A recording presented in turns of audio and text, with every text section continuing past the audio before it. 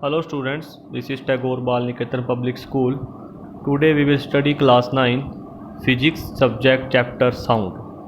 So our next topic is reflection of sound. Sound की reflection क्या होती है? साउंड भी रिफ्लेक्ट होता है। देखिए, जब एक प्लेन स्मूथ सरफेस से कोई साउंड टकराता है तो टकराने के बाद वो साउंड जो है दूसरे डायरेक्शन में मुड़ जाता है, चला जाता है।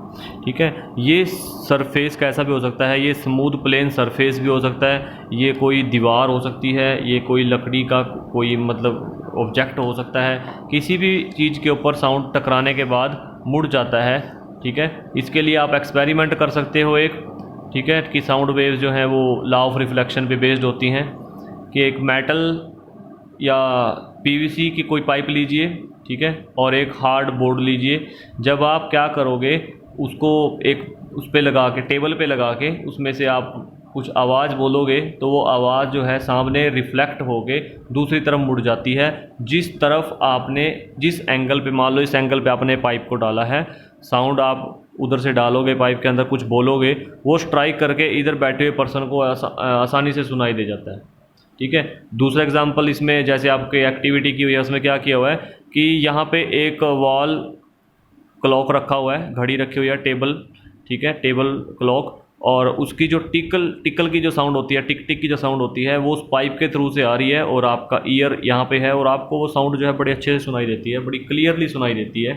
सो यहाँ से क्या शो होता है कि साउंड रिफ्लेक्ट होता है। लॉ ऑफ रिफ्लेक्शन को ये फॉलो करता है, जो क्या कहता है कि अगर यहाँ पे सरफेस का नॉर्मल ड्रॉ करें तो ये एंगल और ये एंगल दोनों इक्वल होते हैं, ये एंगल और ये एंगल दोनों इक्वल होते हैं। नंबर 1 और नंबर 2 एंगल इक्वल होंगे, number 1 and number 2 will be equal angle. यही लॉ ऑफ रिफ्लेक्शन होता है। सो साउंड की जो रिफ्लेक्शन होती है, इसकी सबसे बड़ी जो मेन प्रॉपर्टी है, जिसका लाइफ में हमारे बहुत यूज़ होता है, वो है इको। Eco of sound. देखिए, आप कभी अगर पहाड़ पे गए हों या किसी बड़े हॉल में खड़े हों या किसी ऊंची बिल्डिंग पे खड़े हों और उसके आसपास काफ़ी बिल्डिंग्स हों और आपने बड़ी ऊंचे से आवाज़ लगाई हो और वही जो आपके शब्द हैं जो आपने बोले थे, कुछ देर बाद आपको सुनाई देते हैं, लगभग आधे या 1 सेकंड के बाद दोबारा से हमारी आवाज़ जो है वो रिफ्लेक्ट होके स्ट्राइक करके किसी पॉइंट से हमारे तक दोबारा से आती है और हमारे कान में दोबारा पड़ती है। वो ये जो साउंड की रिटर्निंग बैक प्रॉपर्टी है, मतलब कि रिफ्लेक्ट होने के बाद जो साउंड किसी ऑब्स्टेकल के साथ टकरा के आपके दोबारा ईयर में आता है, ठीक है, उसी को हम इको बोलते हैं। This is called eco of sound after reflection. After reflection the returning of sound is called echo of sound। उसको साउंड का इको बोलते हैं। सो इसकी बहुत बेसिक एप्लीकेशंस हैं, बहुत हमारी लाइफ में इम्पोर्टेंट है ये, इसका बड़ा यूज़ होता है। जैसे सबसे जो मेन यूज़ है इसका, वो डॉक्टर करते हैं स्टेथोस्कोप में, डॉक्टर स्टेथोस्कोप में यूज़ करते हैं। यूज़ अगर मैं बताऊँ इसका पहला, ठीक है, मेगाफोन में यूज़ होता है। मेगाफोन, सभी बातें करेंगे अभी ये क्या क्या होती हैं, देखिए। और हियरिंग एड होती है, ईयर, जिसको हम बोलते हैं ईयर ट्रम्पेट, इसमें भी यूज़ होता है। फोर्थ है साउंड बोर्ड या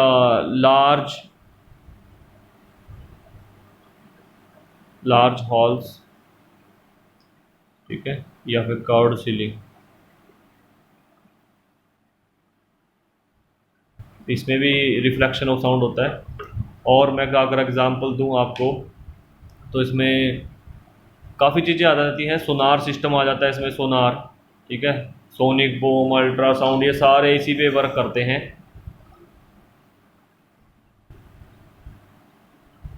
सोनार रेंजिंग सिस्टम।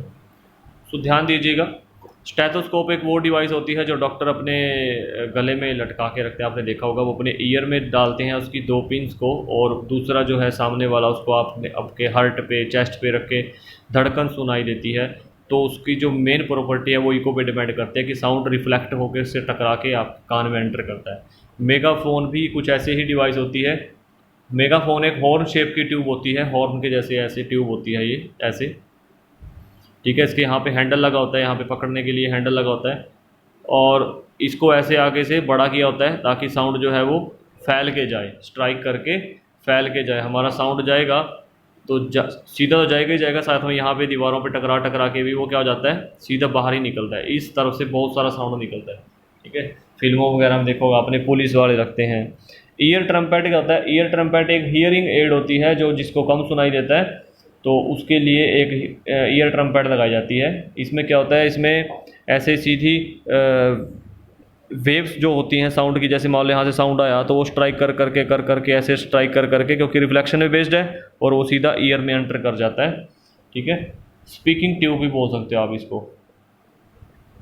और हमारे कान में यही वर्क करता है ईयर ट्रम्पेट। हमारे कान का जो सुनने का पार्ट है वो काफ़ी अंदर होता है, और उसके लिए बीच में ईयर कैनाल होती है, ईयर कैनाल से होके साउंड जाता है, जिससे साउंड बढ़ जाता है। नेक्स्ट है लार्ज हॉल्स और कर्व्ड सीलिंग। देखिए आपने बड़े बड़े हॉल देखे होंगे, उसमें जो सीलिंग होती है, ऊपर छत होती है, उनकी घुमावदार होती है, ऐसे घूमी हुई होती है ऐसे ऊपर से। वो घुमावदार क्यों होती है? ताकि जहाँ भी सोर्स रखा हो साउंड का, वहाँ से साउंड प्रोड्यूस हो, और स्ट्राइक करने के बाद हर एक कॉर्नर पे पहुँचे। मतलब इस रूम में बैठे हुए, इस हॉल में बैठे हुए जितने भी पर्सन हैं उन सभी तक इक्वल साउंड जाए, इसलिए उसकी सीलिंग जो ऊपर छत है उसको कर्व्ड रखते हैं, घुमावदार रखते हैं। ठीक है, और सबसे इम्पोर्टेंट इस एप्लीकेशन है इसकी सोनार। सोनार में क्या होता है देखिए, मान लीजिए समुंदर के बीच में एक हवाई जहाज जो है वो जा रहा है चला हुआ।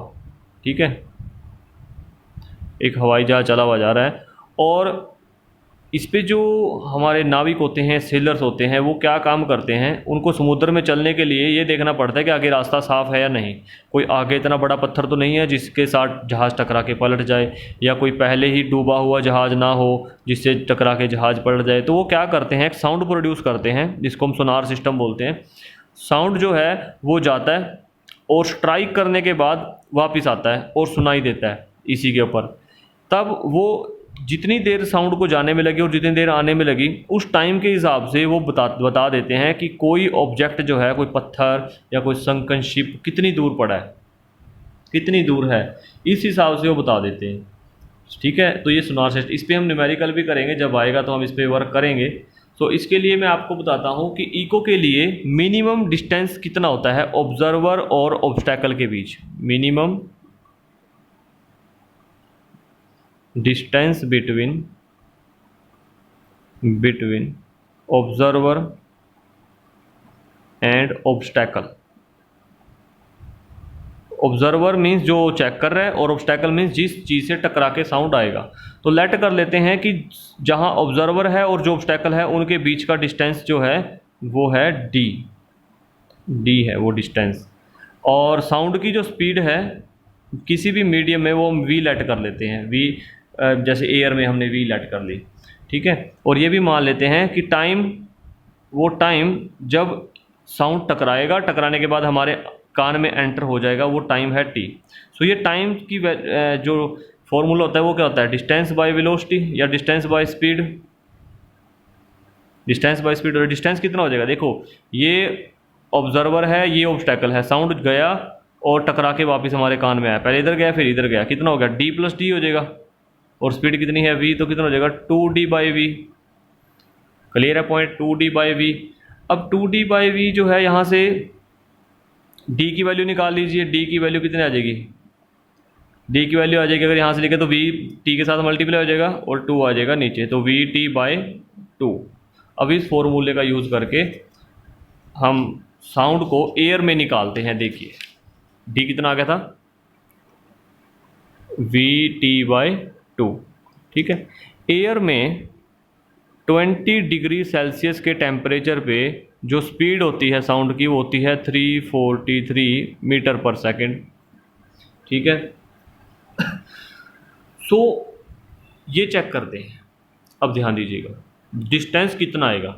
अगर मान लो टाइम हम ये मान लें कि टाइम जो है वो इक्वल होगा या फिर ग्रेटर होगा, greater than equal to 0.1 second, कि 0.1 सेकेंड में हमें साउंड सुनाई दे जाता है, तो उसके लिए डिस्टेंस कितना होना चाहिए मिनिमम। तो डिस्टेंस भी क्या होना चाहिए, ग्रेटर दैन इक्वल टू कितना आएगा, vt/2।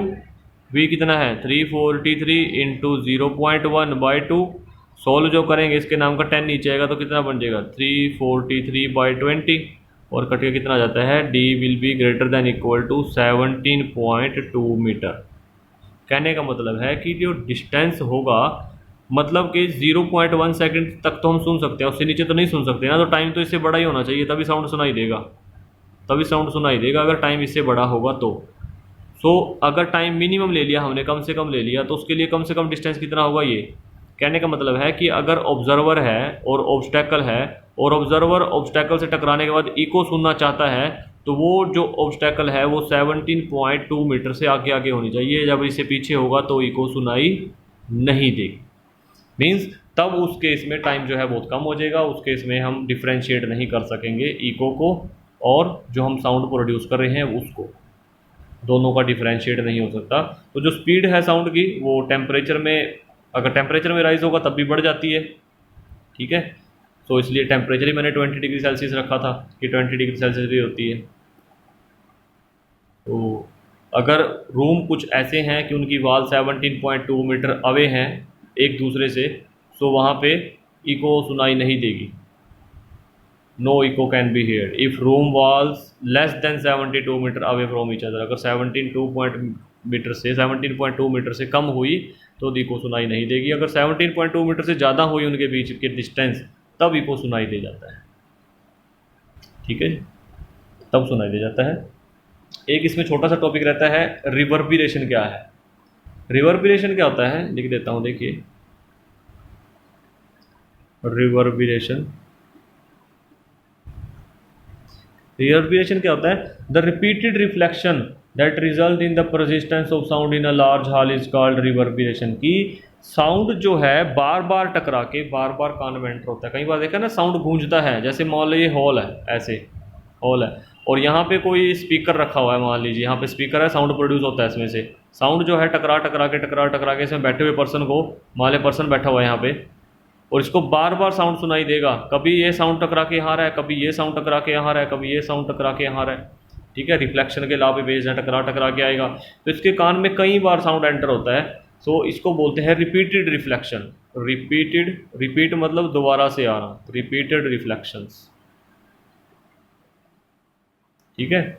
जो क्या बताता है, रिपीटेड रिफ्लेक्शंस होती हैं जो हमें उसी साउंड की परसिस्टेंस बताता है। परसिस्टेंस की मतलब जो साउंड प्रोड्यूस हुआ था वो अभी तक है, वो अभी तक सुनाई दे रहा है, उसको बोलते हैं परसिस्टेंस ऑफ साउंड। किस में होता है ये लार्ज हॉल्स में होता है, लार्ज हॉल जो होते हैं उनमें होता है, बड़े बड़े हॉल होते हैं जो उनमें होता है ज़्यादातर ये, ठीक है। इसी प्रोसेस को क्या बोलते हैं, रिवर्बिरेशन, ठीक है जी। अब नेक्स्ट जो टॉपिक है वो हम नेक्स्ट वीडियो में पढ़ेंगे, उसमें हम ऑडिबल रेंज को पढ़ेंगे, क्या होती है infrasonic, ultrasonic, sonic boom, ultrasound, ये सभी बातें उसमें पढ़ेंगे। और उसके लिए से पहले आप अपना टॉपिक ये क्लियर कर लीजिए, इस पे जो न्यूमेरिकल है वो कर लेना। Okay, thank you.